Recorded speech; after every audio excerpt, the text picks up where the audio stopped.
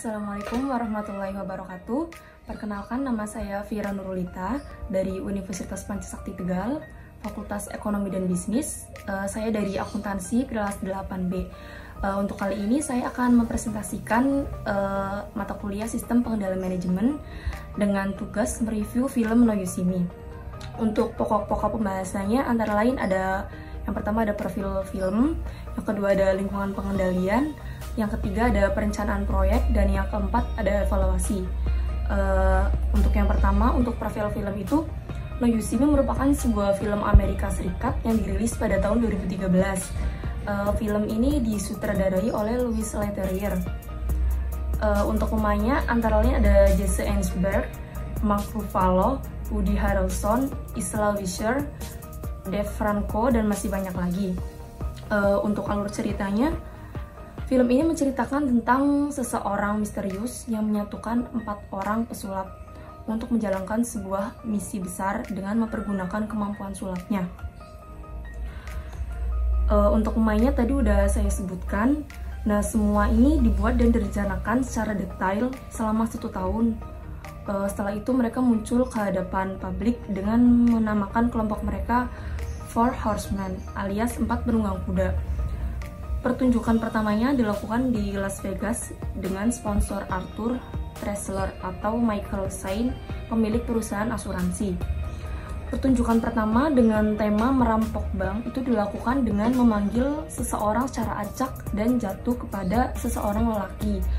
Seorang lelaki tersebut berasal dari Perancis yang memiliki rekening tabungan di bank Perancis. Kepala orang tersebut dipasang sebuah teletransporter yang dapat mengirim orang tersebut ke bank Perancis, kemudian menaruh sebuah kartu yang ditandatangani ke dalam brankas. Hal ini sebagai bukti bahwa orang tersebut benar-benar pernah datang ke bank. Uang dalam brankas pun ikut terkirim ke Las Vegas dan dibagikan kepada semua penonton yang hadir. Tentu saja kejadian tersebut membuat heboh seluruh penonton dan juga pihak kepolisian Las Vegas serta pihak Perancis. Untuk itu, Dylan atau Mark Ruffalo mendapat tugas menangkap keempat pesulap tersebut. Tak ketinggalan pula, pihak Prancis mengirim Alma atau Melanie Laurent untuk ikut menyelidiki kasus perampokan tersebut. Sayangnya, tidak ada bukti yang dapat menunjukkan keterlibatan mereka, sehingga dilepaskan oleh Dylan, apalagi yang namanya sulap antara percaya dan tidak percaya. Nah, ternyata pada saat pertunjukan tersebut, keempat pesulap tersebut direkam oleh Thaddeus atau Morgan Freeman yang merupakan seorang anti sulap. Artinya, dia berusaha mengungkapkan trik-trik yang dilakukan oleh pesulap dan mempermalukannya, serta menjualnya secara online. Dylan dan Alma mewawancarai Thaddeus dan menggali informasi darinya. Ternyata, ditemukan triknya yaitu dari lubang di panggung yang dibuat mirip dengan brankas bank di Perancis. Pertunjukan kedua dilakukan di New Orleans dengan janji lebih heboh dari sebelumnya. Arthur Tressler sebagai pihak sponsor mengetahui rencana Thaddeus yang merupakan ancaman untuk kesuksesan acara keempat pesulap. Arthur menawari sejumlah uang agar Thaddeus pergi meninggalkan kota tersebut, namun ditolak olehnya. Acara dimulai dengan menyuruh setiap orang menuliskan saldo rekening banknya masing-masing di dalam amplop. Kemudian demikian juga di panggung ada tulisan saldo rekening dari sponsor mereka. Tak diduga saldo rekening Arthur berkurang sedikit demi sedikit dan berpindah ke tulisan saldo penonton.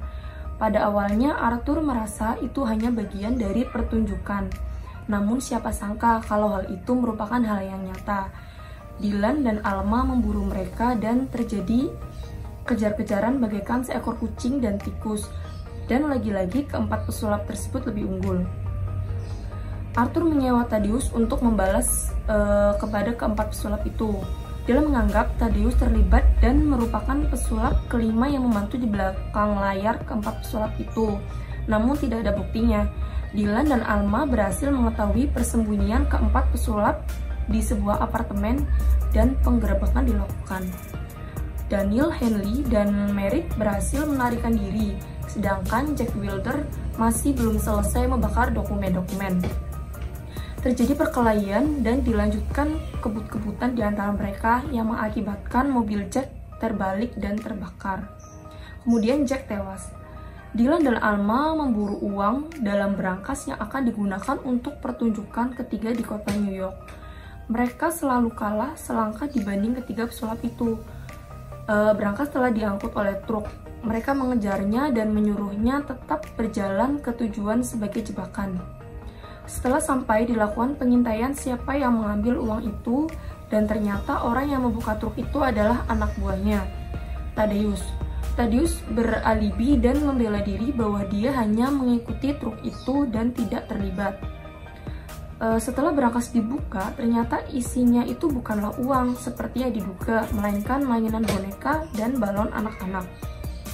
Pertunjukan ketiga dimulai. Dylan dan Alma berusaha membatalkan dan menangkap ketiga pesulap. Pertunjukan tetap berjalan dan terjadi hujan uang. Ketiga pesulap sekaligus menghilang dari keramaian penonton. Ternyata kali ini uang yang disebar adalah bukan uang asli, melainkan uang mainan. Thaddeus pergi menuju mobilnya dan begitu pintu dibuka maka berhamburan uang yang banyak di dalamnya. Rupa-rupanya uang yang ada di berangkas sudah berpindah ke mobil. Dylan pun menangkap Thaddeus. Di dalam penjara, Thaddeus dikunjungi oleh Dylan. Dia merasa dijebak. Dengan mencoba rekonstruksi ulang, maka diketahui bahwa sebenarnya pesulap kelima tersebut adalah Dylan sendiri. Namun dia masih bingung sebab musabab dia dijebak. Keempat pesulap bertemu di Central Park. Di Central Park termasuk Jack Wilder yang ternyata masih hidup. Mereka berempat menemui orang yang merekrut mereka setahun yang lalu, yang tidak diketahui jati dirinya. Mereka kaget juga begitu yang diketemui itu adalah Dylan sendiri yang selama ini menjadi musuhnya. Jawaban apa dan mengapanya baru terungkap di akhir film ketika Dylan menemui Alma di Perancis. Ternyata motif tersembunyi dari film ini adalah dendam. Rupa-rupanya ayah Dylan adalah seorang pesulap yang pernah dibuka triknya dan dipermalukan oleh Thaddeus. Pada pertunjukan terakhirnya, ayahnya dimasukkan ke dalam peti dan ditenggelamkan ke sungai, namun tewas dan mayatnya tidak ditemukan. Arthur adalah pengusaha asuransi yang menolak klaim kematian ayahnya, bank di Perancis yang tidak mencairkan uang ayahnya, dan perusahaan berangkas yang membuat peti tidak sesuai spesifikasi seperti yang diminta ayahnya. Kemudian, untuk konsep yang akan dibahas adalah lingkungan pengendalian. Pada film No You See Me ini terdapat faktor yang mempengaruhinya. Salah satunya adalah struktur organisasi. Proyek akan berjalan jika ada tim dan akan bubar jika proyek telah selesai. Dari film tersebut adanya pembentukan pengorganisasian, yaitu sebuah kelompok terdiri dari 4 pesulap yang disatukan oleh seseorang misterius. Bisa diilustrasikan bahwa orang misterius itu adalah seorang manajer dan 4 pesulap itu adalah pegawai. Jadi pada peristiwa tersebut, manajer akan lebih memilih anggota yang berkompeten dan profesional pada bidangnya guna menyelesaikan tugas dengan tanggung jawabnya masing-masing. Kemudian pada pokok pembahasan selanjutnya ada perencanaan proyek. Pada perencanaan proyek ini, aksi yang dilakukan oleh seorang misterius dalam film No You See Me ini memiliki peran sebagaimana seorang manajer melakukan perencanaan secara detail dan mampu memanfaatkan sumber daya yang ada, di mana rencana tersebut guna mencapai tujuan yang diharapkan.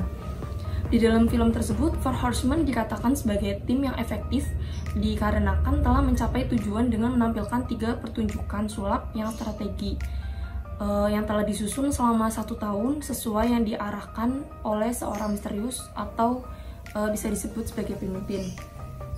Dan yang terakhir ada evaluasi film No You See Me. Pada evaluasi ini, Four Horsemen dapat memanipulasi langkah yang mereka lakukan sehingga FBI menjadi tertipu dan rencana yang mereka jalankan berjalan dengan baik dan sesuai rencana. Meskipun ada sedikit hambatan dari kebobolan data yang diketahui FBI, evaluasi hasil yang dilakukan oleh film tersebut, organisasi dikatakan efisien ketika meminimalkan jumlah sumber daya input seperti tenaga kerja, material mentah, dan bagian komponen atau jumlah waktu yang dibutuhkan untuk menghasilkan hasil yang sesuai. Demikian review film No See Me dari saya. Sekian, mohon maaf apabila ada kesalahan baik tutur kata Terima kasih. Wassalamualaikum warahmatullahi wabarakatuh.